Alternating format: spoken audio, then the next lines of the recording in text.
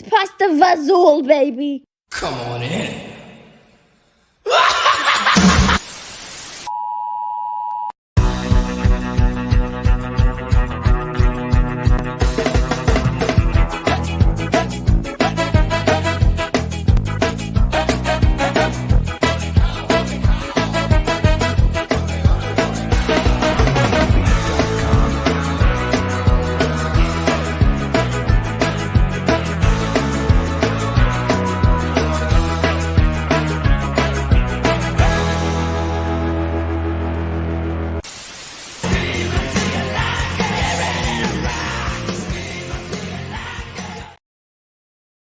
Oops.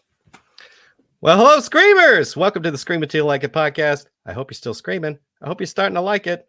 I am Clint Van Landingham the third, my good man. Evil Mike could not be joined with me here tonight. Unfortunately, his job is trying to slowly murder him with long work hours, but my thoughts are with Mike at this very moment. But tonight is a very special day, very special occasion, in a very special universe. This is the Seaververse. I am joined here tonight with the man, the myth, the legendarily moist, Chris Seaver. How you doing, man? Hello, thank you. Oh, that was wonderful. That was a great little intro there. I'm glad you like it. I was a little nervous about that. I had That a hell was of a lot fun. I had a lot of fun making it. And I knew you liked ska. So Of course. yeah, I like a little bit of ska myself. Not nearly so much as you, but Yeah. since I'm on the subject, what was your introduction to ska, and what really turned you onto it so much?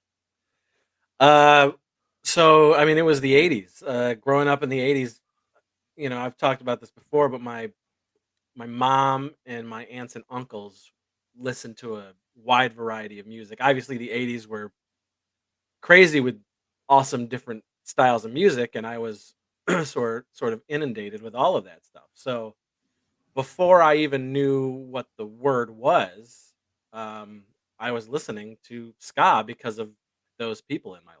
You know, in particular, my aunt and uncle, my aunt Suzanne and Uncle John. Um, they were all over the map with their musical styles, and ska was one of them. Also, really big into Oingo Boingo, who sort of they straddled the line of ska, new wave, you know, alternative weird rock, um, and they had a lot of ska on their sets, and so I listened to a lot of Boingo Boingo because of them. But the Specials and Madness, my first record ever, uh, my mom got me a Madness greatest hits, um, and so and that was Uh, I had gotten tapes, of course, like growing up. Like my first cassette tape was the Thriller album. But Oh, as far nice. as like albums, vinyls are concerned, uh, yeah, she got me Madness for like a present, like a birthday present or something. That's Uh, cool. and Yeah, you so I didn't know the term ska until 1993 when I got turned on to the Mighty Mighty Boss Tone. Um, and they had a video on 120 Minutes, which was on MTV, I remember that show. and it was late night. Um, and the song "Someday I Suppose" from their album "Don't Know How to Party," which was released in '93, and that I was like, "Well, wait, these guys sound like all these other bands that I know, and I really like them." And so I started to get their albums and their back catalog and realized that, oh wait, reading the liner notes and everything, and I was like, wait, okay, this is called ska. This music has been around forever, like way past the '70s. So I was just like, okay, Yeah. shit. And then that's really, you know, Wow. it just kind of took off even more from there. That's cool. And now it ends up in all of your movies. Since then, I mean, it was Yeah. in my first films. Yeah. You my in my early '90s films, I was shoving Mighty Mighty Boss Tones and stuff in there. In fact, I was just watching something that I hadn't seen in years, which was a flick we did called Bloody Bobby. Um, Oh, like early, like 92, 93, that type of stuff. And in the movie is some Mighty Mighty Boss Tones. But I nice. hadn't seen the footage in forever, and so it was nice to see again after so long. That's cool that you still have it. You can go back and Well, I check don't. it I out. mean, this was so the masters of those tapes, those VHS tapes, were sold to fans like years ago. Oh, wow. Because I had some rabid fans who would pay like anything to have everything that I ever did. Um, and so those masters were sold. The reason I saw it was because in the early '90s, this company called Cemetery Cinema started distributing my stuff through their catalog on VHS, and I so they're remember. the ones who had those Yeah, I remember you tapes. talking about that. Was that the Todd Cook? Todd Cook, Thing? Yeah. and so Todd and I recently hooked up again, and I just interviewed him for SOV Vigilantes. Nice. Um, but he's like, dude, I have all this stuff still. I have it, and I've digitized it and everything. And so he sent me a bunch of my old stuff, and I was like tripping out. I was like, wow, this is so cool. And it was all coming back, and like the words were coming back to me, and I remember everything. Yeah, it was pretty sweet. That's awesome. Yeah, that's a friendship I've heard you talk about before, and it sounds to me like it's still paying dividends. Yeah, 30 years later, it's insane. It's insane. Yeah. Yeah, that is great. Yeah, I heard you talk. You mentioned Oingo Boingo earlier, and immediately I had this thought, this childhood memory of watching Rodney Dangerfield's Back to School, Yeah. and their appearance in the middle of that movie playing Dead Man's Party. I think it Uh-huh. was. Yeah. Yeah, Legendary. I mean, yeah, Boingo was in so much back then. They are my favorite band of all time. yeah. But yeah, they're in. I mean, they did the soundtrack to Bachelor Party. They did Summer School. Uh, Obviously, they did Weird Science. I mean, they were all over the place. They're in Yeah. Last American Virgin. I mean, they were the Wow. crazy California '80s new wave punk ska band. Yeah, yeah. That's awesome. Wow, your memory of the '80s is way better than mine. I mean, I remember a lot of those things, but I never really made the connections or Oh, looked into it enough to know that they did yeah, all of that. I am. Like I can remember. I can't remember past four, but I can remember four and on. Um, and that's a blessing and a curse. Yeah, Um, but I was a pop culture sponge. I really was. And the '80s were incredible, and yeah, everything was happening for the first time in ways that we had never seen it before, and things were being thrown at us kids for the first time, thanks to Reagan uh, oh letting yeah, those restrictions loose a little bit, and so everything started being marketed to us. So I mean, I ate it all up, yeah, yeah, and it never left me. So I remember a lot. I remember first theatrical experiences. I mean, I remember almost every theatrical experience I've ever had. Going to the movies. It's crazy. It's crazy. It's stupid. It's useless, to most people. oh, Um, I know what you mean. but to me, it's magic. It's Yeah, I have a lot of things that are stuck in my brain that will never leave. Some of which are from the '80s. I do remember a lot of movie experiences from that time, but I feel like I was kind of half asleep because, like I said, your memory of it is way better than mine. And we're not that far apart in age. Like you're what, 77? I Yep. was 70. I was 78. So yeah. But man, I don't have nearly the retention of all that cool stuff. A few things. Maybe we'll talk about it here in a little bit. I mean, I wish I didn't, because like I wanna go back there so bad. I Yeah. mean, that's part. I mean, it's part of the curse of being this '80s obsessed person. Like it's like it, I listen. I love my life now. I love all the people in it. I love my family. I love my friends. But if I were given the chance, if somebody said, "Hey, man, I just invented time travel. You want to do this?" I'd be like,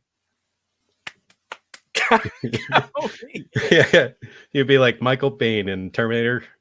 Just rip your clothes off and go through. I got you. Yeah, yeah, as long as I could come back, as long as I could still be with my family and friends and everything, but Sure. you better believe I would go back and visit as much as I could.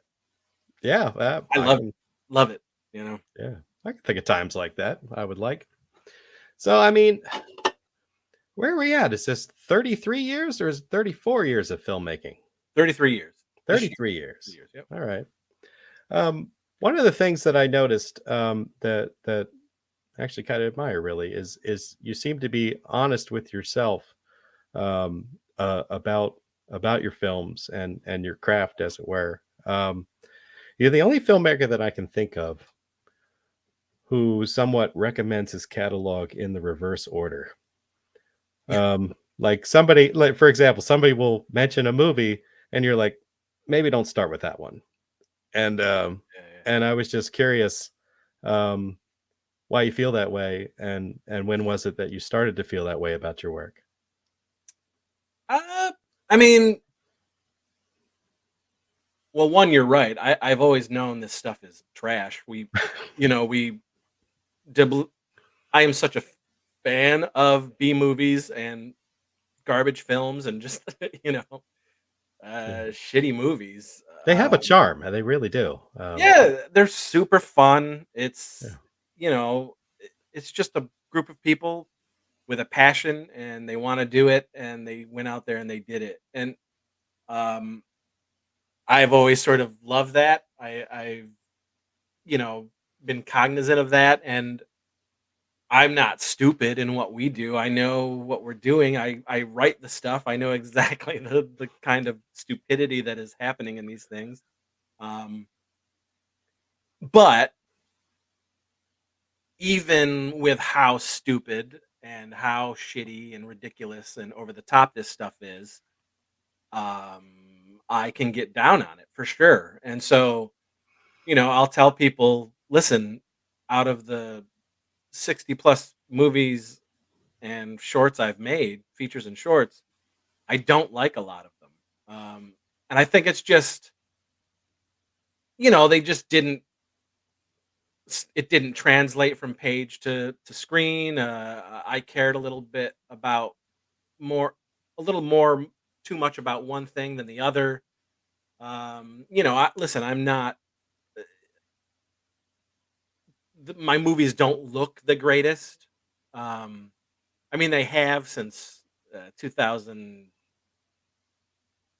I don't know, maybe 2008 on. They started to look a little better, but before that, I didn't care as much about any of that stuff. I cared yeah, more about the the writing and how the characters were pulling it off and the comedy and all that stuff. That's all I really cared about. I didn't, you could shine a flashlight on somebody and that's my light. Like I didn't care about what the movies looked like. And I guess until I like saw them put together, until I've like sitting there editing them, like again, there's a lot of times where I'm just sitting editing my movies and I'm like upset with myself for letting that shit slide, you know? right. Regardless of how funny the material is, um, it can it can get to me. So I don't recommend a lot of my movies. Uh, I got you. Uh, but there's enough that I've made where I can like cherry pick and say, you know what, I'm pretty happy with this overall. Um, I'll put this on the list as one of the good ones. Yeah, And so yeah. I'll recommend those. But I was just watching there was something, I don't know, what was it? Maybe it was Sex Squatch, which which I loved making and was almost 100% what was written. Um, but I recently watched it showing somebody who had never really seen my stuff before. And watching it this time, I was like, mm, that should have been different. I wouldn't have kept that. I was like picking it apart. Like, comedy wise and like line delivery wise. And I mean, Mhm. Clint Kelly, who shoots Yeah. the majority of my movies, he did a great job with it. So it was more the lines and the delivery and stuff that I was really like picking apart and saying, why do I do that? I shouldn't have done that. That shouldn't have stayed in. Um, and Yeah. I had the power, but we did that in 2012.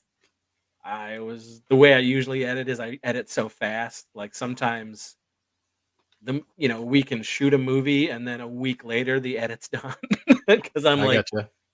because I'm so excited and I want to get it done and I'll do Yeah. it really fast. And that can clearly be a detriment sometimes. So, you Okay. know, but I got about 10 movies I could recommend you that out of the 60 something that I don't really like. Well, I may have watched some of them. Gearing up for this, I just made it my mission to watch as many of your movies as I possibly could. And I see what you're saying.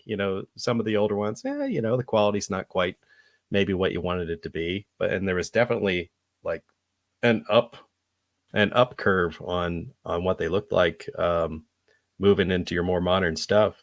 But I mean, even going back, there's definitely some worthwhile things, some maybe not incredible stories, but really cool gags and jokes and stuff like that. So I mean, um, Yeah, that's another thing. The stories like this, it's we're in a. I mean, we've sort of always been in a world where like, as creatives go, where it's really few and far between uh, where there's an original story nowadays, like something that you just truly have never really heard about. Every story in some fashion has been recycled oh yeah, over and over and over again. It's just the way that you yourself, that filmmaker, tackles it, and that's what makes that story special. For me, the stories are the most rudimentary of a Chris Seaver film. It's the thin line that's keeping everything together. As long as you get from point A to point B, I don't like the story doesn't have to be complex. It doesn't. I choose right, to have the most thin stories as possible. And obviously, I care more about the gags, the jokes, how it's delivered, the characters, stuff like that. yeah, yeah, And for get in sure, and get out. I'm a big, proponent of get the fuck in, give them a couple laughs, and get out as fast as you can. Uh, and I'm like that with any sort of like no low budget independent film. I think you start hitting, I would say 80 minutes, 90 minutes, definitely past that. I yeah. think you have a rough road ahead trying to keep the audience engaged. Oh, agreed. So That's one of those things that I've noticed because, like for a couple of years now, I've kind of been just like digesting a lot of the indie scene and watching a lot of local movies and things like that.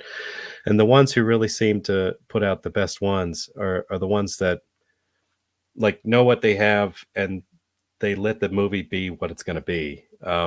Like they don't force it to be like a feature length film. yeah, I find a lot of times that's a mistake. They either didn't have the budget or not enough story, not enough footage, and it drags on. And I'm like, okay, this could have been 20 minutes shorter. yeah, yeah. Yeah. And So, especially with my stuff, you know what I mean? Like the comedy can wear on you, uh, so it's best to get out. I mean, listen, I do have some movies that are 80 minutes. We've got one movie that's 90 minutes, but we've got a couple of 80s, we've got a couple of 75s, and even that is really pushing it. The yeah. 90-minute one, which is Deathbone, should not have been 90 minutes. That that was a case of, well, we shot it, so let's throw everything into it. yeah. And it suffers for that. But Yeah. everything else, I think, sweet Yeah. spot's like 70. Get the Yeah. fuck out. Yeah. Get out. Yeah. That's doable. Deathbone's a great character, by the way. Great character. Billy's hilarious, and yeah, I love his Rambo impersonation. I enjoyed him very much in Moist Fury. I learned how much trouble you can get into with a stolen Toblerone. right. And what his third favorite hole is. So Right. I feel like I learned a lot about Deathbone in that movie. Yeah, he The vagina is my third favorite hole. shows up in Geek War as well, Uh-huh. and of course his own movie. Yeah. And then he is a major character in the movie that we made for Trauma that we Don't talk about. Okay. Yeah, I saw Geek War. I like that one. yeah, Yeah. that's one that I do recommend. Yeah, very cool. Very cool. Well, you said that you don't like to talk about that one movie. Are there any movies that you have that you really don't like to talk about, or like when people bring it up, you're like, And I mean that's like that Trauma movie is at this point it's so I mean we shot it in 2009, so it's more like us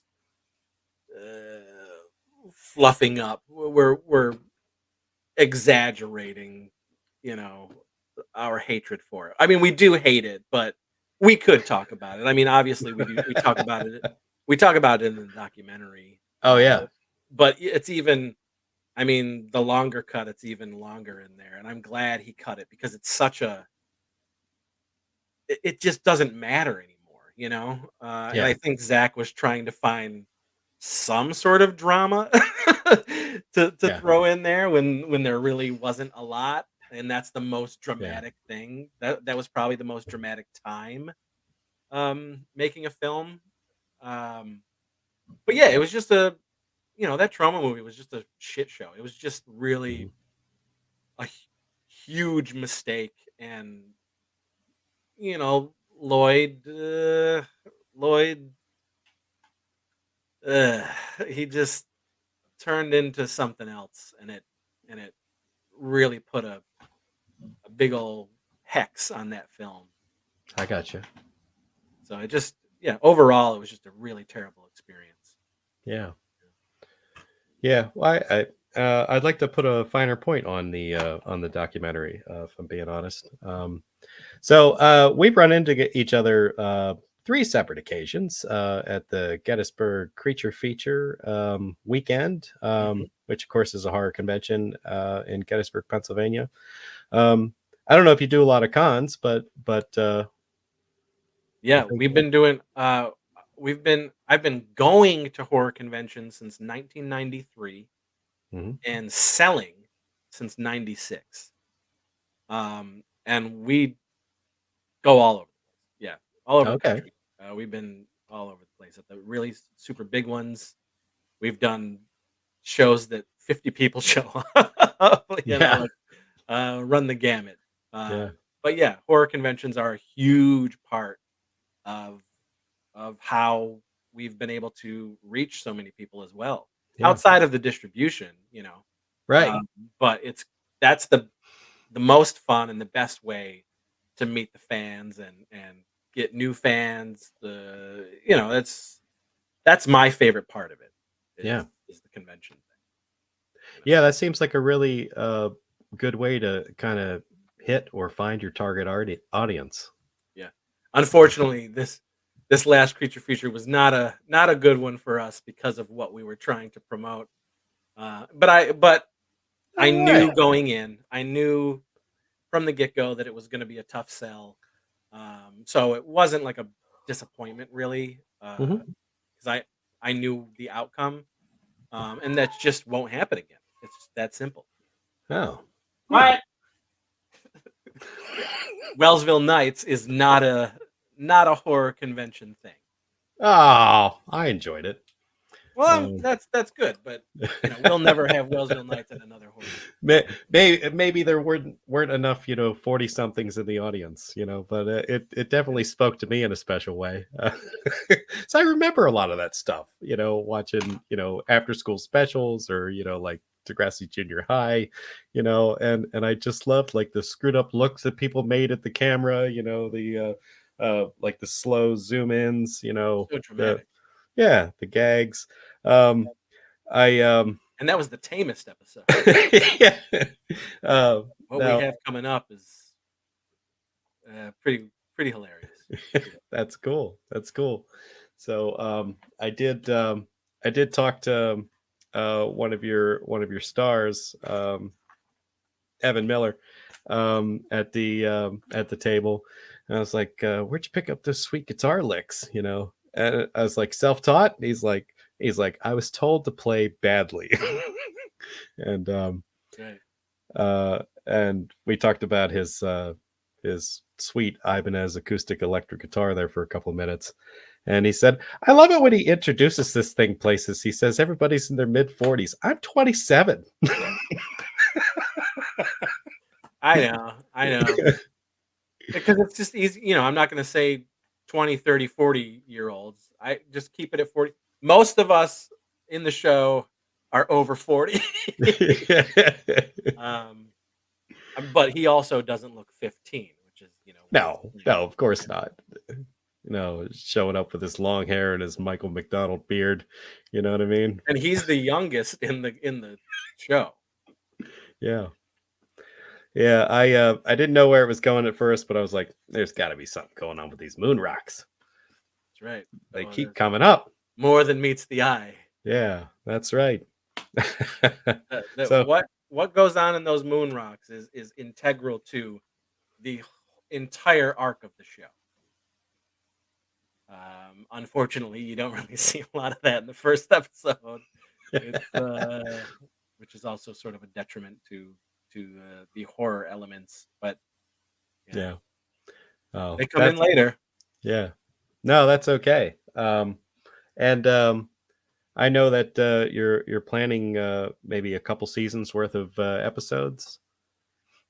Listen, man. I mean, it's been a struggle just getting this first season off the ground. I mean, I would think that it's probably going to take another, in addition to what we're going to be able to shoot this summer, it'll probably take another couple of years before we get to finish the first season, which is only 8 episodes.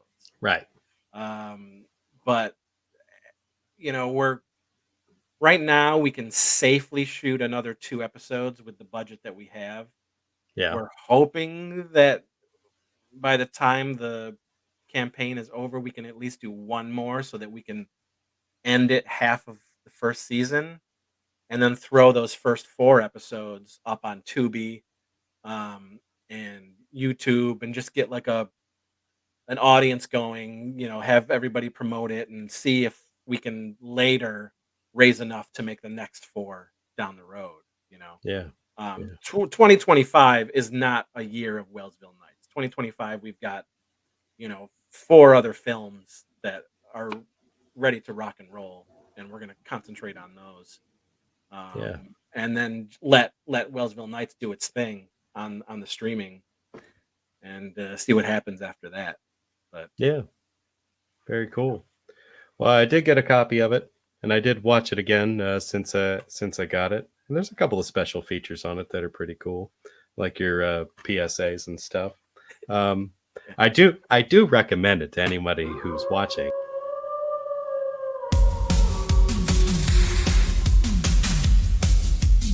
It all started on the first day of 9th grade. And what my friends have been through will change our lives forever. Sometimes it's hard to be seen. Was that Kyle Kilpatrick talking to you? I have never been so damp. Do you have an absorbent pad to sop up my juices? You don't leave home without it.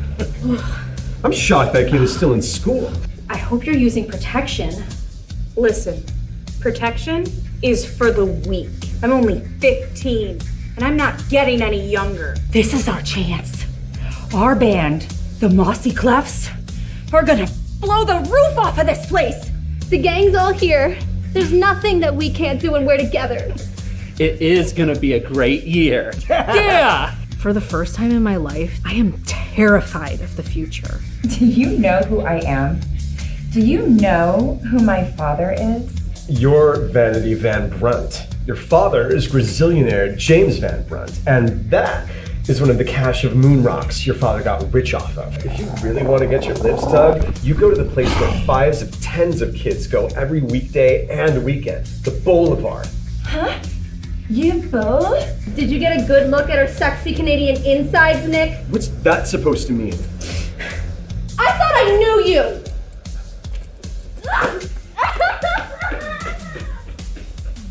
Great! I try to be nice to the hot foreign new girl, and this is the thanks I get from my own girlfriend? You can't go walking around with that expensive moon rock. It distracts from the other kids and the teachers who should be doing their work.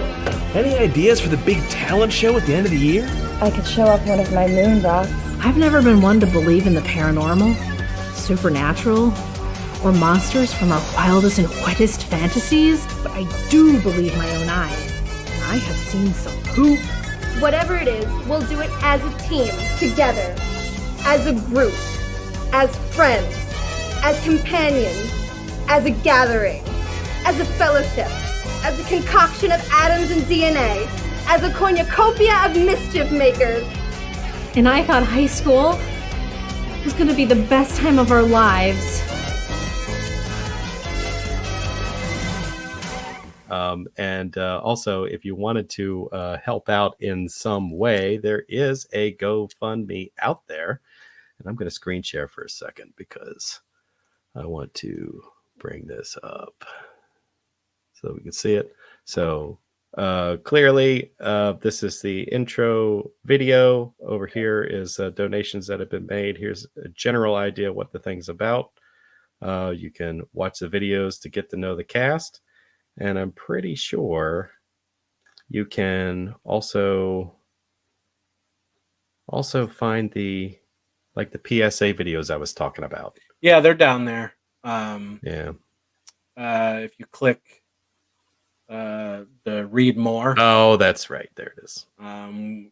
This video here, this 30-minute, it really goes through exactly what the show is, like bit for bit, so you know going in what you're getting into. We don't want to, we don't want to fool an audience, right? And it's because the show is so niche and specific. We just want everyone to be aware of what this thing is, and that's probably why we're not the most successful crowd because it is such a niche, odd thing. Yeah. Not many people are doing this.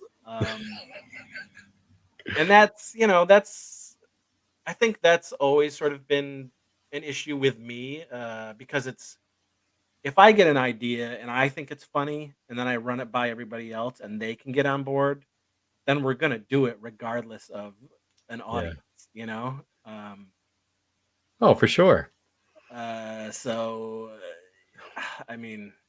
we're going to have a lot better luck when we start the campaign for Radikill, since that's more in the wheelhouse of what everyone sort of, likes, indie shot on video horror films. And certainly with Chris Seaver films, it's a straight up comedy horror movie.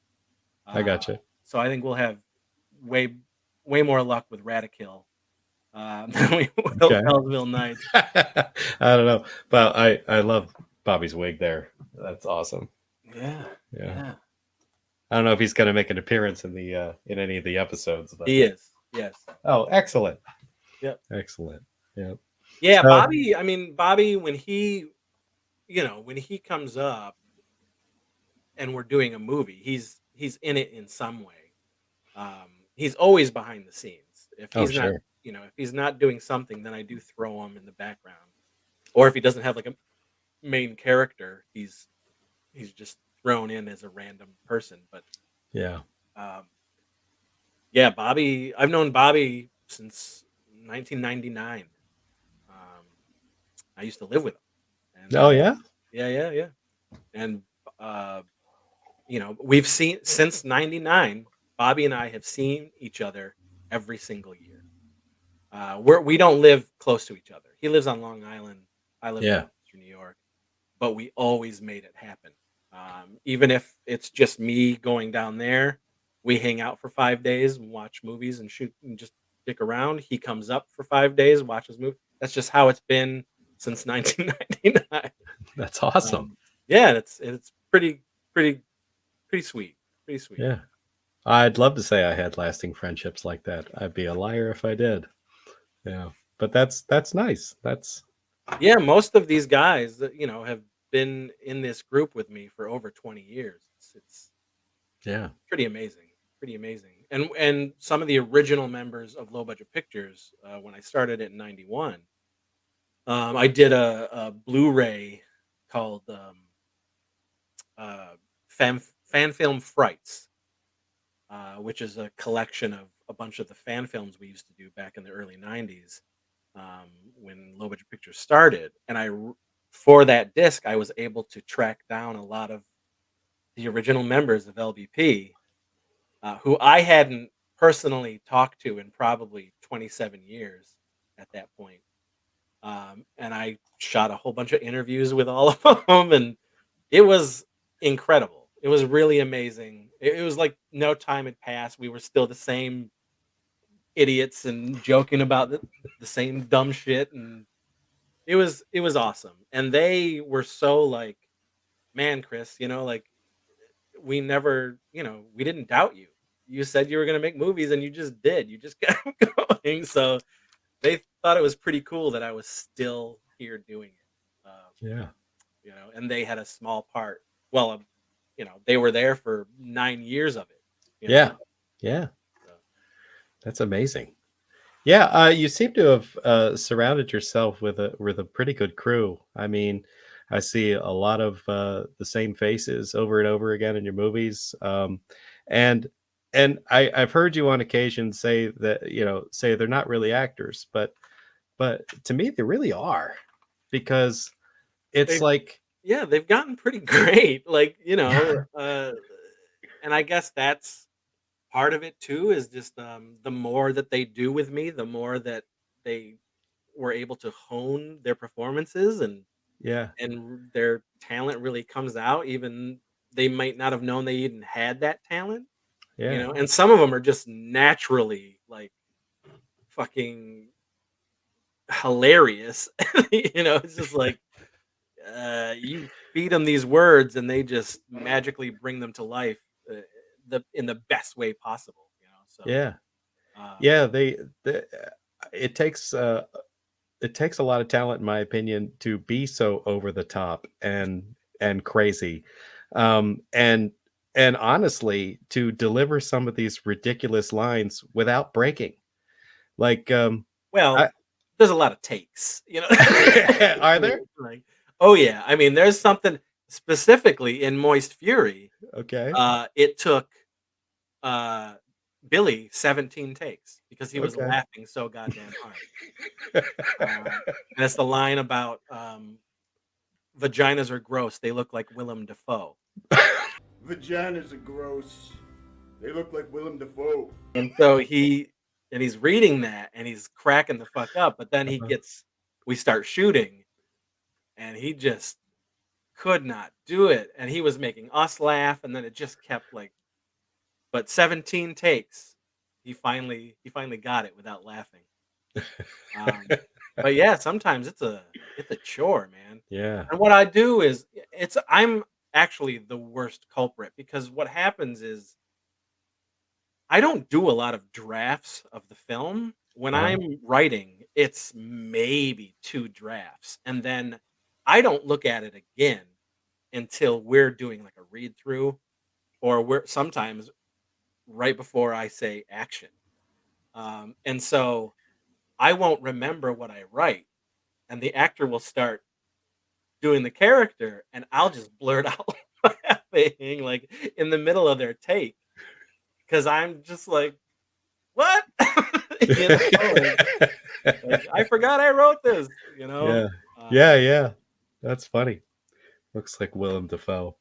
Yeah. That's not the only time I've ever heard Willem Dafoe mentioned in one of your movies. I think I remember it in the Dingleberries also. Yes, it's kind of like their version of God, Willem Dafoe. which I also got a copy of that last time we saw each other. So, yeah.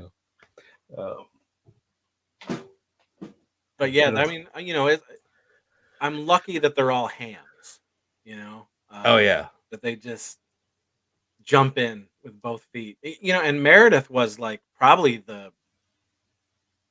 Meredith was the most, like, she was farthest from being an actress at all.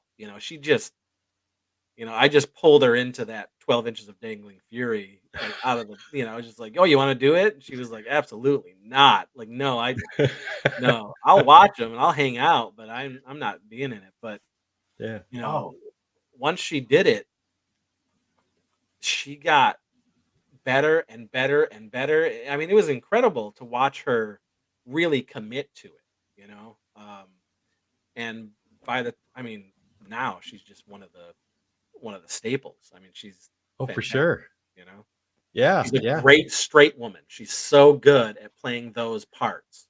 Yeah. And not that she can't do the over the top, because she's played, Queen of the Sex Demons as well, in the Filthy McNasty movies. So she Yeah. knows how to get crazy and weird. Yeah. But yeah, she's an MVP. Yeah. I didn't realize I was getting it when I bought this, but I think in the special features is a short of 12 inches of dangling fury. And I checked that out on here, and I didn't realize that was her first thing that she did for you. Yeah, 2002. Yeah. Yep. That's awesome. Yeah, and then in 2004 when we did the first Heather and Pugly Drop a Deuce, I almost canceled that, but she was the one who pushed it. She was raring to go. She was all about it. She was studying her lines. She was just so into it, and she's just been such a valuable person in the group. Oh, definitely. It wouldn't be the same without her. No, not at all. Yeah, Not at I've all. seen her in so many things now. But she's behind the scenes. She is the den mother. You know what I mean? Yeah. I sort of labeled her that early on because lots of people, listen, when we all get together, we don't want to make a movie when we're all together. We want to have fun. We want to hang out. We want to watch movies. We want a slumber party. That's what we want to do. Right. And so there are times where people just don't listen to me, regardless of how many times we've done these movies together. It's like yelling at a brick wall to get these people to do anything, but not for Meredith. So I doled out Meredith, you're going to be you're going to do this, you're going to do this. And she does it. And she makes sure everybody is up and at 'em and where they're supposed to be. And, yeah, she doesn't fuck around. Kind of like your assistant director. Everybody needs a good one. Yeah. And she's one of the best, Before I get too far away from Wellsville Nights, I did want to mention one thing. I noticed very early in the movie, or I'm sorry, the pilot episode, that there was an appearance of a character for about 3 seconds on screen, and it hit my brain, and immediately I went, "Was that Ernest?" Yeah. And I'm going to tell you something funny. I did not know that you did an Ernest fan film until I made friends with a mutual friend of ours, Mo Volpe, in Oregon, who does the Shockaholics YouTube channel, which you've been on at least a couple of times, I think. Yeah. Boy, does he love that short. And he told me a good bit about the Blue Cheese Brothers, and I was just curious, is it possible for anybody to secure a copy of that? Yeah, that's it's LBP Classics Volume 7. Ah. So we did put it out. It's out with another short we did called Teen Ape and Bubbles 'Twas the Funk Before Christmas. So it is there is a double feature.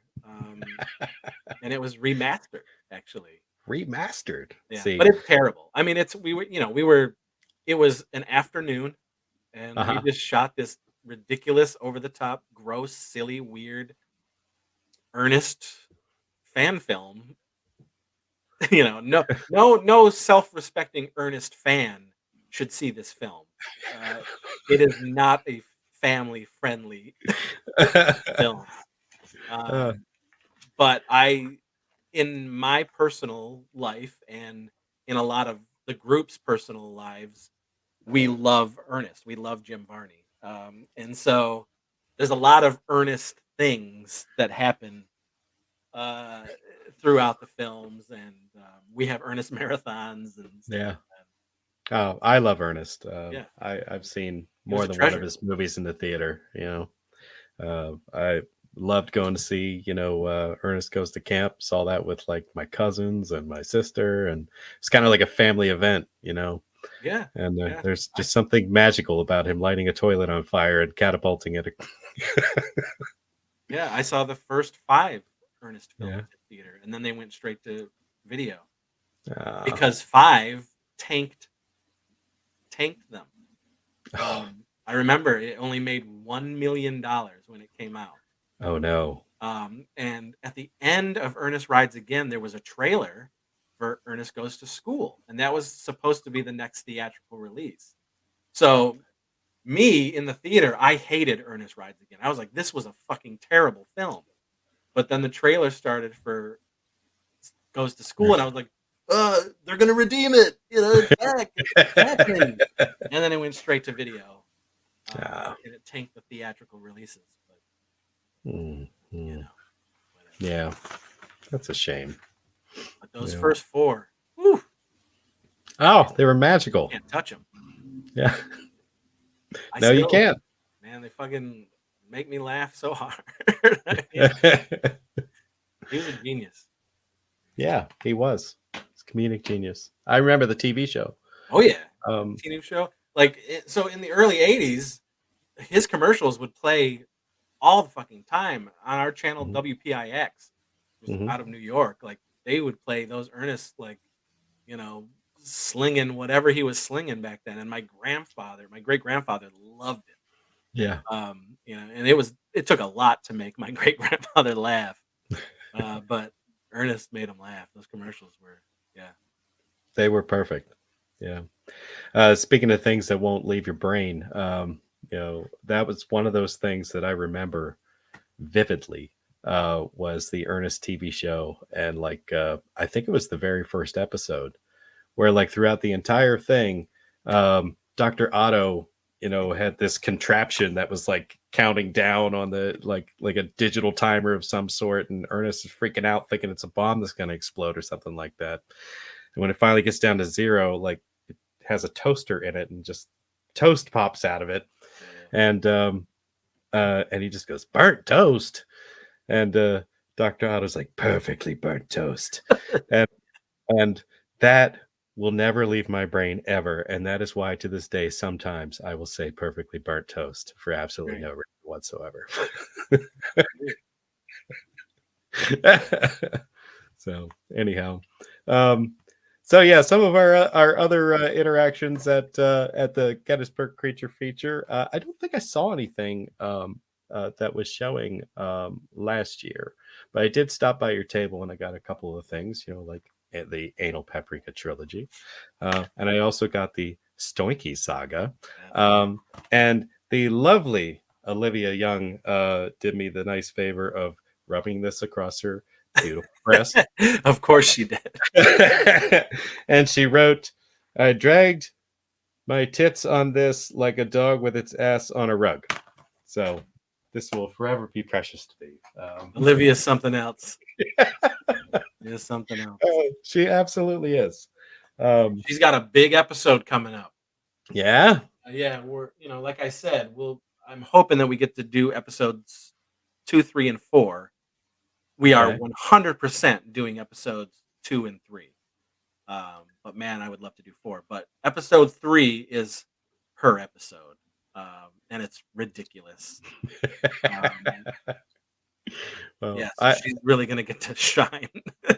yeah. Well, I look forward to that. I'm gonna have to stay connected to all of your social media and stuff, and make sure I get updates on these things. Um, and how long's the fundraiser still up for this thing?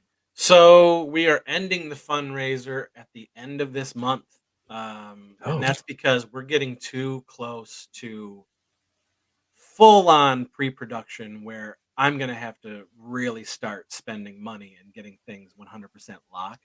Mhm. And I just can't. I can't rely on a fundraiser any longer. I just can't. Right. So we're gonna have to make do with what we have, and do what we can, and get things 100% locked and loaded. Yeah. Some things are right now, but some of the major things aren't yet, and we can't until this campaign ends. And we're shooting at the end of July. Nice. So there's a lot to get done. Oh yeah. Especially Yeah. if we're shooting 3 episodes. Yeah. The dates are already locked. Plane tickets are already bought. Transportation is happening. It's happening. It's just we don't know if it's going to be 2 or 3 yet. Yeah. And how much money we'll actually get to spend on the things we really need to spend on. So Yeah. So yes. Well, So come June 1st, the campaign's over. Okay. Heavy pre-production begins.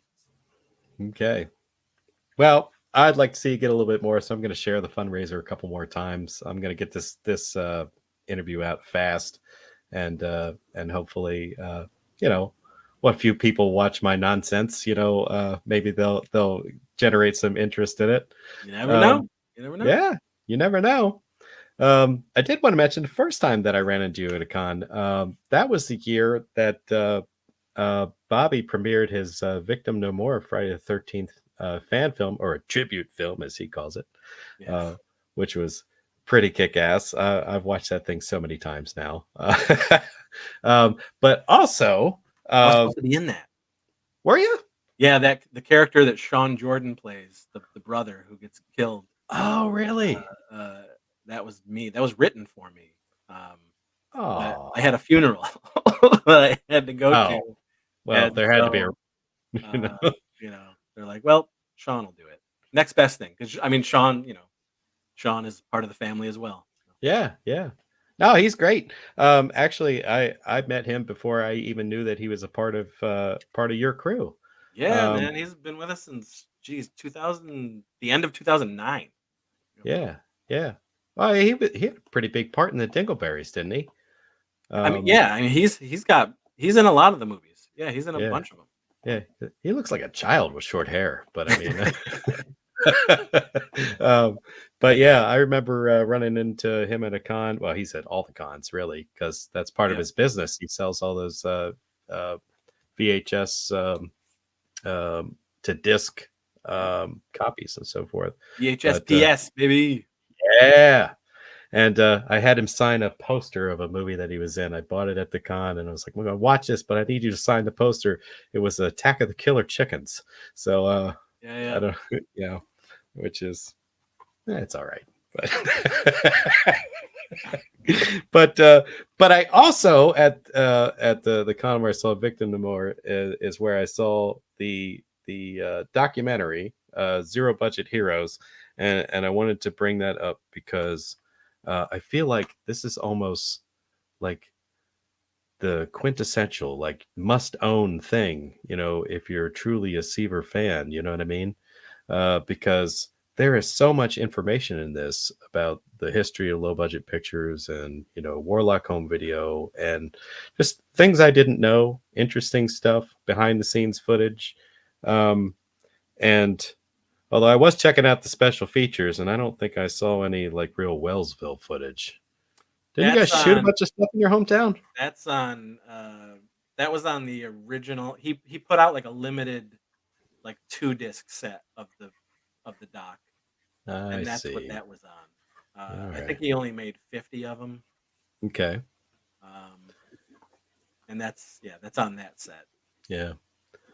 I don't know. Honestly, I wish so. Like, you know, Zach, for being his first movie, he didn't really like go out there and promote it much. Like, it's kind of disheartening because he really is just kind of it's done. I mean, he moved on. I mean, he doesn't promote it. He's just like, oh, it's on Tubi, whatever. Like uh, it's being the subject of it. I'm kind of like, dude, like, come on, like, get out there. And even at the convention, he barely was Yeah.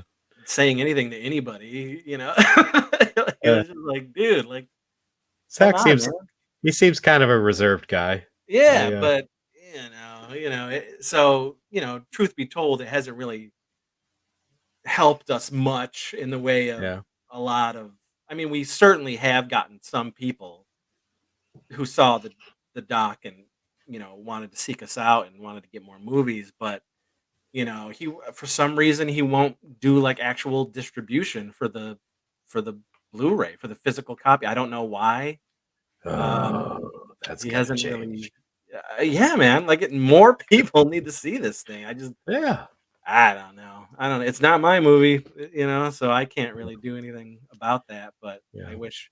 Other than that, Zach is an amazing person. He is so loyal, and I'm glad that he accosted me to do the doc, and I'm glad I finally said yes.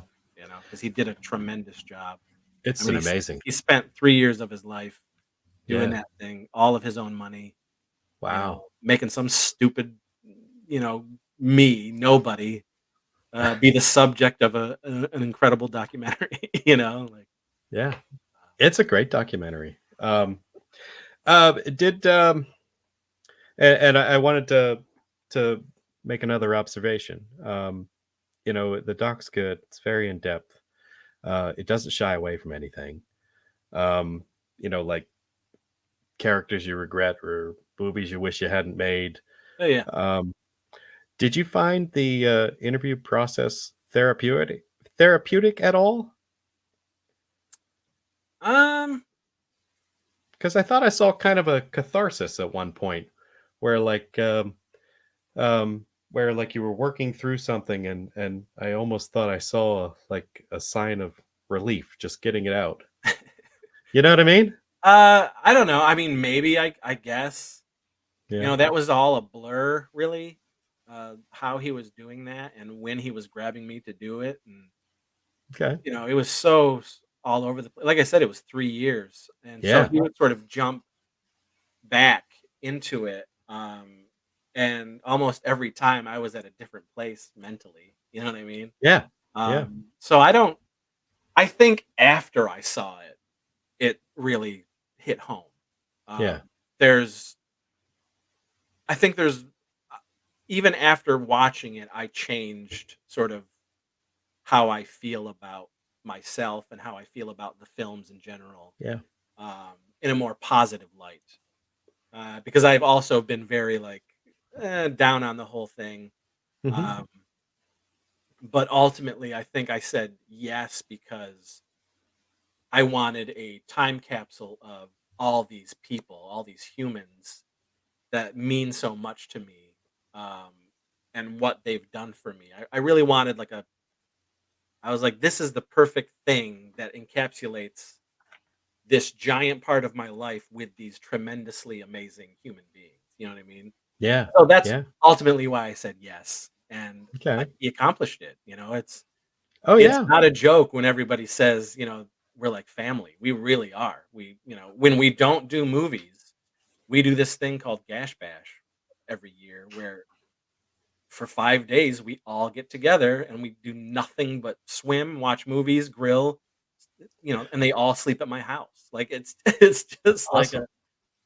so we always see each other. Um, and we make sure we do. That's like a thing that we just do.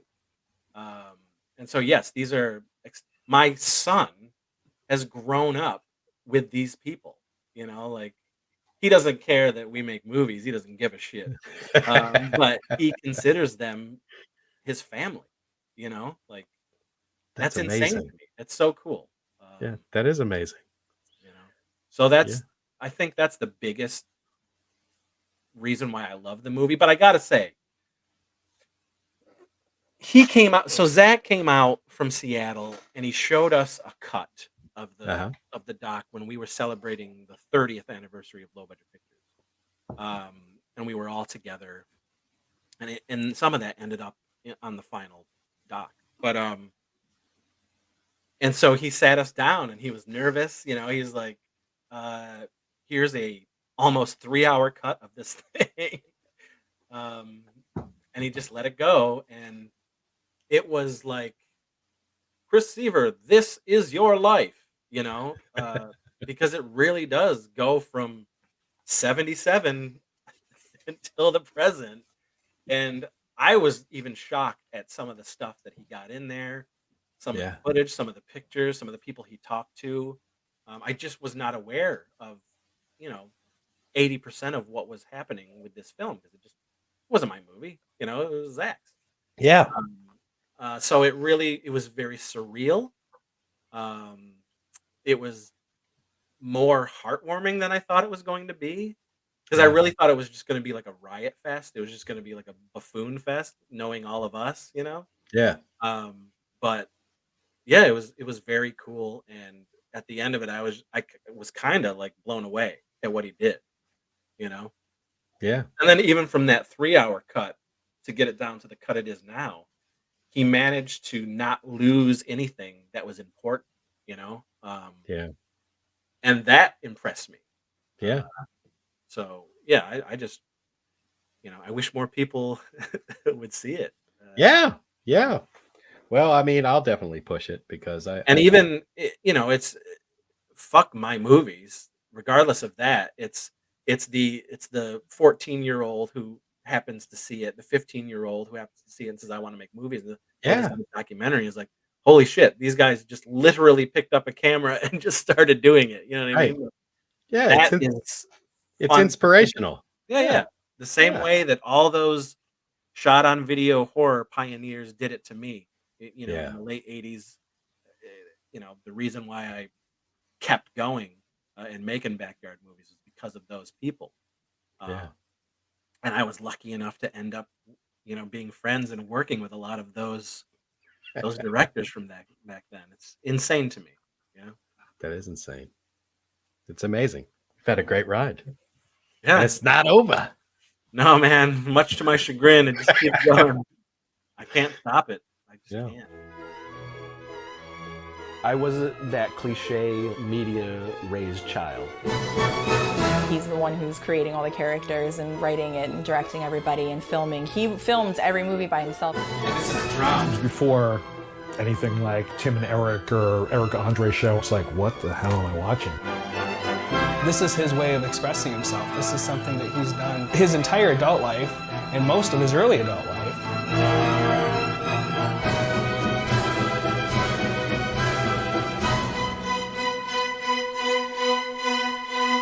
I remember calling it Low Budget Pictures. Scene 2, take 2. If you want something clean and slick, these are not for you. I might even call them boner comedies. Chris writes what he writes. It's always ludicrous. This is like an alien trying to make sex jokes. It's amazing. Yeah, you were in this weird movie that was on Netflix. Thanks. I don't know what to say. Damn you! It's not really a narrative. It's more almost like experimental film in a way. It's my way of making movies. I'm a bad actress, which is part of why I was picked for this. Then again, I guess we're all terrible in Chris's movies. Low budget pictures.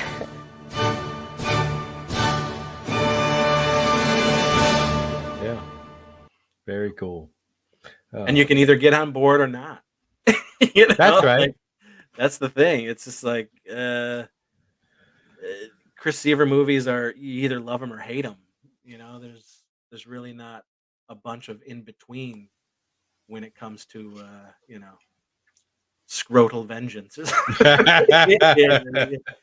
You can either get it or not, and it's not my problem. You know, that's right. That's right. We just make what we make. Yep. And Love it or hate it. Yeah. Well, I was late to this, and I'm glad I was introduced to it because I've seen a lot of fun, worthwhile things, and here we are talking together. So yeah. I appreciate that. That's some of the best. Like that still kind of gets me as well. Like just at my age, doing this so long to still have new people discover this stuff is really wow to me. Because as far as I was concerned, I've been done years ago. My career is whatever career it was is just not a career anymore. It's just over. So the random people who are still like, "Hey, man, I saw this and this was hilarious, and thanks for making this. I want to see more." That type of stuff. That it's a blessing, and Crom looks down upon us and he says, "Crom, you deceiver! You make these stupid movies and people love them. They will like them and they will come to you." Crom. For sure, absolutely. Thank you, Crom. Crom is wonderful. Crom is good. Yep. Well, I'm going to wrangle you for a couple more things before we do that. I think it's a good time to take a word from our sponsor.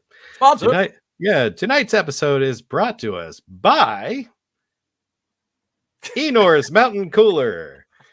Enor's Mountain Cooler. It's a cool, refreshing, performance-enhancing beverage bottled on the moist, voluptuous mountain slopes near the Ski Wolf Lodge. Enor's Mountain Cooler. Bring out your inner wolf. And I have a little bit of it here. That's it's got a funny color. That is so funny. Interesting smell. Bobby will love that. Tastes like carbonated piss. Patent pending. Anyhow, I've been enjoying your YouTube channel, if I'm being honest. Oh, excellent. So you mentioned SOV Vigilantes. I watched a couple episodes of that. Haven't seen them all yet. That seems like it's early in its development. Yeah. Of course, you do that with Clint Kelly and Andrew Baltus. And those are cool guys I've seen in a bunch of your stuff. Like you said, Clint Kelly does a lot of your shooting. Mm-hmm. That is the entire reason that I watched a little movie on Tubi called Never Too Young to Die. You may have seen in my intro video, I had a nice little blurb from that. John Stamos jumping on a trampoline. Is this the movie that concreted John Stamos into your psyche? No. I mean, I didn't see Never Too Young to Die until, way after Full House. I got you.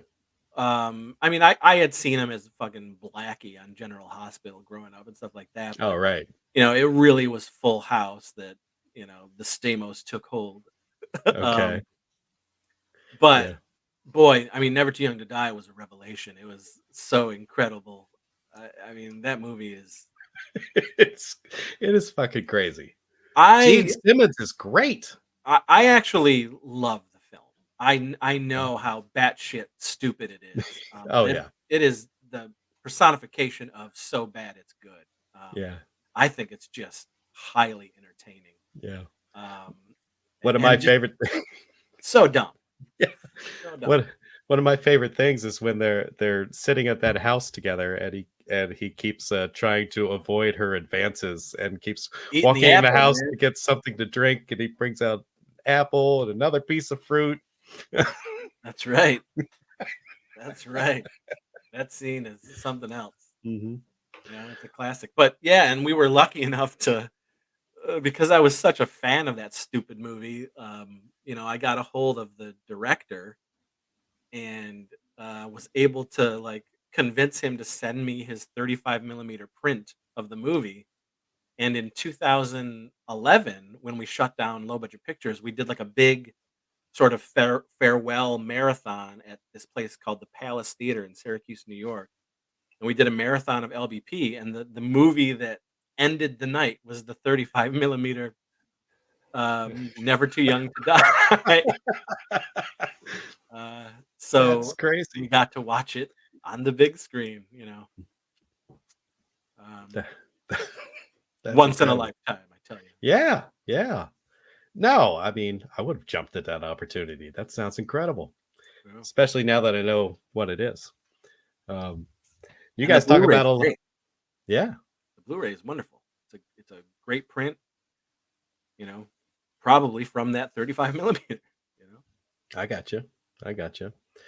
So you guys talk a lot about shot on video stuff. Like how do you come across these things? I mean, I realized you probably got a lot of stuff out of the back of magazines as a kid, but I mean, like how do like it feels like another world to me, because So, um, I do talk about it on the doc, and we go into it on this show as well. But um, a lot of these mom and pop video stores actually were renting these movies out.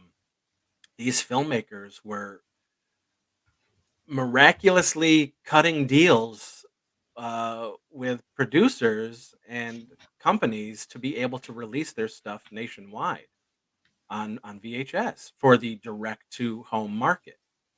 And so I could walk into my video connection uh, and pick up these titles. And the thing is, like, and the way I explained it was, I'm not 100% sure what I'm picking up because I was just a horror kid. So I'm seeing the front, I'm seeing these covers, which always 9 times out of 10 look badass and they're better than the fucking movie. Um, and so I'm taking it home thinking it's just your run of the mill horror movie, and then mhm. realizing that, wait a second, this just looks like a camcorder. This just looks like somebody at the school picked up their camera and started shooting. And that, of course, like fascinated me and excited me. And so really in the late 80s, going into the early 90s, I could readily rent a lot of this stuff. And then through that, I would just seek out their names through like Fangoria or whatever. Just, those names or those titles would randomly pop up, and then you'd see, oh, you can send away $2 for a catalog, and then, oh, there'd be a whole section of direct to video movies, and I would just, save my friggin' allowance and send away and get all these movies from these catalogs. And that's really how it started. That's how I was able to rent. I saw J.R. Bookwalter's The Dead Next Door, and saw Todd Sheets' Zombie Rampage, and later Zombie Bloodbath, and the Polonia Brothers Splatter Farm, and stuff like that. But the big one was Redneck Zombies. I rented in 1989 because that was really the most like quote unquote polished of the shot on video stuff. I was like, oh, this looks like it has a little more production value, Yeah. and it's funny, and that, of course, struck a chord for me. Yeah. I was like, well, this is exactly the type of movies that I want to make with my camcorder. Mhm. And so that really helped usher in the LBP thing. I think I found a cut of Splatter Farm on YouTube. I saw Redneck Zombies somewhere, like with the I don't know, toxic waste that ended up in the moonshine or something like Yeah. that. Was yeah, that was a pretty good flick. Yeah, man. And Troma picked it up, and that's how it was able to really get into a lot of places. I see. Troma was the first real distribution for that. And then it was all over the place as far as video stores were concerned. Right. But it was pretty wild. And that was another thing that was great about mom and pop video stores, is that they were getting a lot of stuff, that you were just like, where is this coming from? Who do you know that, is, but they were ordering from whatever that magazine was, whatever that, distributor was. They might not 100% know what they were ordering either. They just know, oh, I can get 4 copies of this horror movie, for this price. And that's what they were getting. Luckily, the guys at Video Connection knew what they were doing, and they got wise to it. And so they knew that I was the horror kid, And so any of that stuff that was coming out new, they always told me about. They would show me first, and then they would give me reservation dib. They're like, "Hey, Chris, this is coming. Do you want to reserve it first?" I'm like, "Hell yeah, I want to reserve this first." And so I always talk about Video Connection, but it's because they really were integral to me and my growth as a movie fan and a filmmaker. They championed everything I was doing. They always let me shoot in there. It was never an issue. So That's awesome. But yeah, it was wild. It was just so bizarre, and for a kid like me, fuck, like who was already like making these dumb backyard movies, just like wow, these guys made it. These guys like Yeah. To see that they were doing it. I mean, Yeah. such a huge inspiration. Yeah. I was just about to say that. Yeah, it was wild. I mean, that 100% helped push, me to keep going. Mm-hmm. So I'll That's never, great. I'll never not, love what those pioneers did, and a lot of them are still out there doing it to this day, which is incredible. That is incredible. Yeah. Well, I'm going to take a deeper dive into some of these lower budget shot on video movies because it's like, I know you refer to them as an acquired taste, but it's not a big leap for me. Just because I remember renting plenty of things during the VHS days, and not everything was the greatest quality. And there is a charm to it. And some of the I enjoy seeing some of like the low dollar ways that people can do like effects. It's incredible the number of things you can do just while holding the camera. It's not done. Like I think I heard you talk about it on the one episode where you were at you were in Shellaholics. You talked about the trombone like a maneuver, where you're moving one way with the camera and the zoom going another way to get a certain effect. We were doing that, and we were running. We would have a knife that had a hole in the handle, and we'd put a stick in the hole, and we'd have somebody throw it, and then in front of the camera, somebody would be right outside of the camera going like this, and we'd just run. I mean, all you saw was the knife going like this, so it was really, it was all inventing and coming up with your own shit, and certainly watching the stuff that other filmmakers were doing and picking that up. But I was also like really into Tom Savini, so I got his Grand Illusions books. Anything to do with Tom Savini, I would watch. Any of the documentaries that were out. The Scream Greats doc about him from '86 was phenomenal. Like, yeah, that stuff is also very integral. So, it's just a bunch of fucking kids like coming up with that shit. Yeah. All with an over-the-shoulder camcorder. I've seen a couple of fishing line tricks. Like in this one. Oh yeah, well still, yeah. I mean, we were doing it in the '90s. Something that I wish we could do now, but we did back then. We did it. We made our own squibs, which were, Oh yeah. Very scary back then, but we didn't. Little dangerous. we did it, and they were really effective. And what do you use? Firecrackers? So we made these we fashioned this weird Lego encased big volt batteries, right? And we made this Lego thing that held them, and it held on and off switches. Okay. And so from the on and off switches, we attached wire to a toy rocket igniters. Gotcha.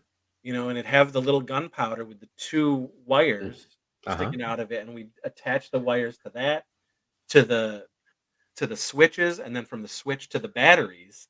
Gotcha.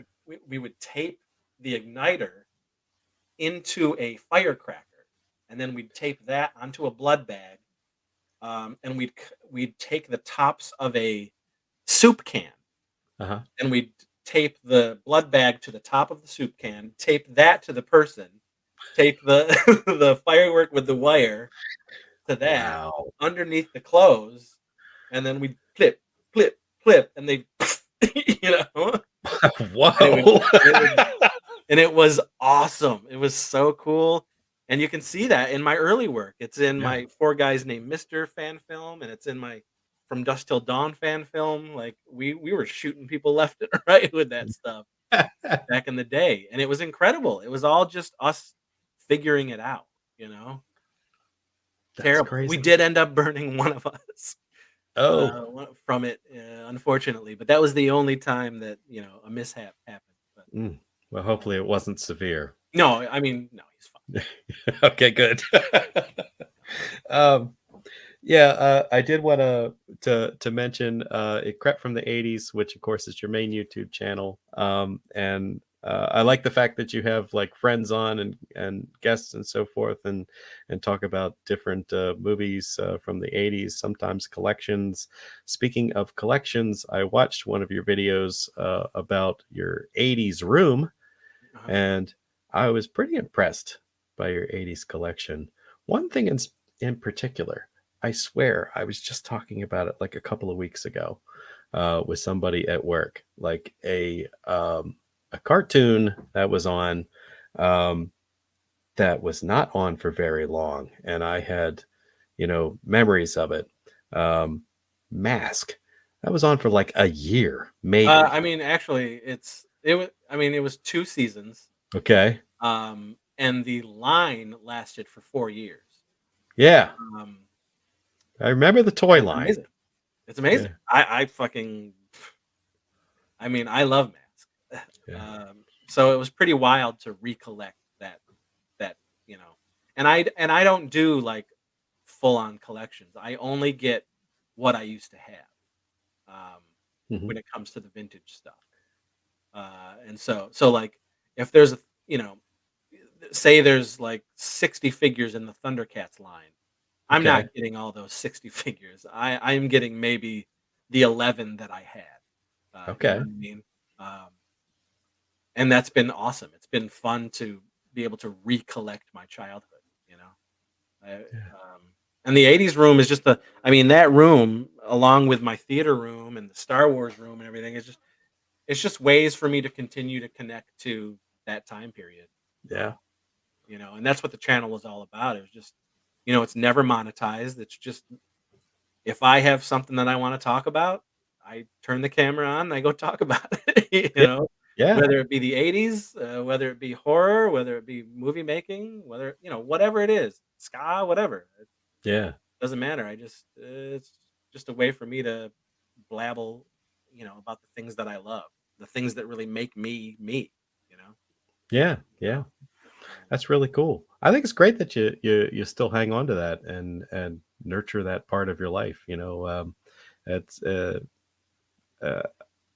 I don't know. I that never happened for me. I didn't really do much in the way of a collection. Didn't really buy a lot of toys either. I was always insanely jealous of kids who had like a bunch of Star Wars figures, or like the Castle Grayskull, from the He-Man cartoon. Because I think I had like 3 He-Man figures. I know I had the Prince Adam, and I think I had one of his actual like He-Man type ones, and I think I had that Orca one, or Orco or whatever they called him, the ghost, the zip pull thing. Yep. Yeah. Run around the table. I had, a lot of that stuff I still had. I just never grew up. Much to a lot of people's chagrin. I've always sort of been the same Chris. Yeah. And, people grew out of that. People left. Mhm. People left my life. People changed. I'm not saying I haven't changed, but I'm still essentially the same person I've always been. And a big part of that is, keeping a hold of what it was like. Going into the 90s, going into the 2000s, I was still so very much connected to the 80s and my childhood. And, I've just never let it go. And I think, that's one of the things that my wife says she loves about me is that I am eternally a kid. Yeah. I still get giddy about things that would make a 47-year-old, like a normal 47-year-old, not just be like, what the fuck? Like, who cares? Like, I'm like, ooh, a new Ghostbusters something. I just get so excited, and I still have a sense of awe Yeah. and wonder. And so, yeah, I don't know. It's part of what makes me happy. Yeah.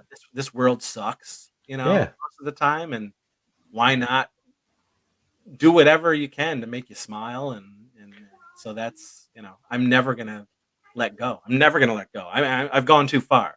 I'm gonna be 80. Like, oh, the new Star Wars is out, and I gotta go see it. That's great. Never let that go. I mean, you have to create your own happiness. That's very true.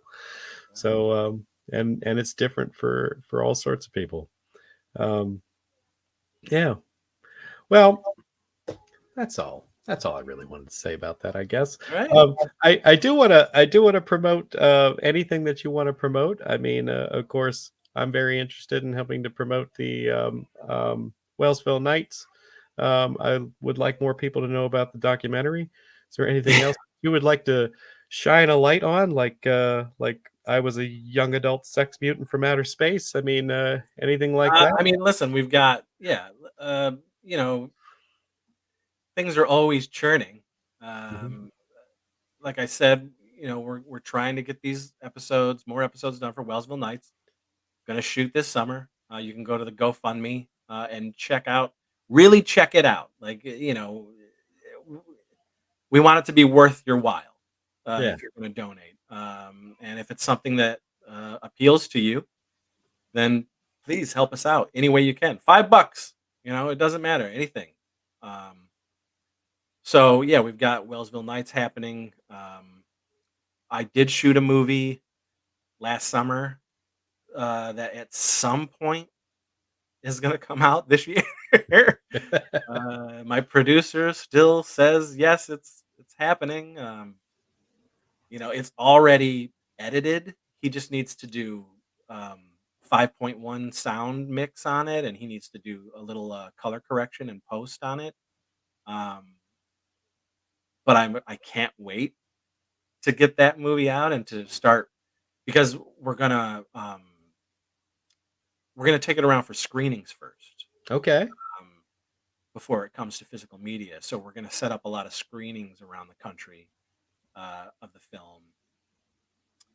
And I just want to get going on that. I just want to, it's killing me that it's taken this long because we shot last July. Yeah. And the movie has been edited since since last September. So it's, normally my movies don't take this long to come out, but because this is another distribution thing, it's actually produced. Somebody is, it's not just us. It's an actual company. It's J.R. Bookwalter and Makeflix and Tempe Entertainment and all that stuff. Then they do things the way that they do things. Sure. And so, we got to wait for it. But I'm excited for that to come out. I wish I could tell people what it was, but he does not want us to say anything about it yet. I've posted pictures about it. Even when we were shooting, I posted, production pictures and stuff. Sure. But we still can't tell anybody what it is, which to me is silly. Right. But, it was his money. It's going to come out through his company. He gets to say, whatever. But as soon as he says, okay, Chris, we will let everybody know what that movie is and when it's going to be screening around the country. So we have that, but we have a slate ready for the end of the year into next year. We've got Radical, which I've been trying to make for 5+ years, and we're either shooting that in October of this year, or we're shooting it at the start of next year, and then we're shooting The Curse of Frank Wolfula, which is our Hammer film. It's Okay. Chris Seaver's version of a Hammer horror film. Okay. And then we've got I Was a Young Adult Sex Mutant from Outer Space. Which Love is the title. It's an homage to a film called Dr. Alien that was produced by Charles Band, and it's an amazing sex comedy. So it's sort of our version of that, a spiritual sequel, if you will. And then we've got Death Skate 88, which is one of the first Warlock titles that was ever sort of put down. And and I started Warlock in 2011, and that's one of the titles that we just never got to, and we're finally going to get to it. And so things are happening, man. It's always got to keep going, always got to stay creative. So there's a lot of stuff happening. At some point, even there's going to be an official release of the Death of Lantern films. Death of Lantern 1, Death of Lantern 2, and the remake are all getting its own like sort of big package that's coming out through makeflix.com. Okay. We've already shot extras for it. They're being remastered. Okay. So at some point this year, those are coming out as well. So yeah, lots going on. Awesome. Is Makeflix a really good place to go for people who want to start getting into your films? Makeflix.com. They the last couple of years they did a huge box set of 14 of the films that I made for Tempe Entertainment. And they did a tremendous job on that box set. It's really wild what they did. So you can get that. You can get the Weirdsies there. But a whole ton of shot on video films are on Makeflix. That is also the home of J.R. Bookwalter and his amazing films. So yeah, definitely Makeflix.com. The documentary Zero Budget Heroes, The Legend of Chris Seaver and Low Budget Pictures. It is out there. It's on Amazon Prime and it's on Tubi for free. Mm-hmm. But you can also get physical discs from Zach Oliveris on his website, Zodoc Films, ZODOC Films.com. He's just sitting on those discs, not promoting them. But if you like what you see free on Tubi, you can go get the physical disc from him at Zodoc. Yeah, pick one up. But if you're an aspiring filmmaker, if you love low budget, no budget shit fests, and you want to see the behind the scenes and stuff like that, check out Zero Budget Heroes. It may just inspire you to pick up a camera yourself. Yeah. I apologize. My 6-year-old is like screaming in the other room. Okay. I wish I could have my 6-year-old back. He's 17. Oh boy. Ugh. That's a challenge. What a turd. I would gladly take my 6-year-old, Yeah. Yeah, they are amazing at that age. All right. Well, I want to thank you so much for coming on here to have this talk with me. I am sorry it took so long to do it. Man, no problem. Realize I made excuses and threw another guy under the bus, but that's okay. But I do have to own that it was very much my fault also. But I am so super happy that I was able to use my salesman-like skills to convince you, a third time that it was a good idea to come on my show. So you're very welcome. So I just want to say on behalf of myself, on behalf of Evil Mike, who's not here, and on behalf of Chris Seaver, I say, liked it. I loved it. Smile, you son of a...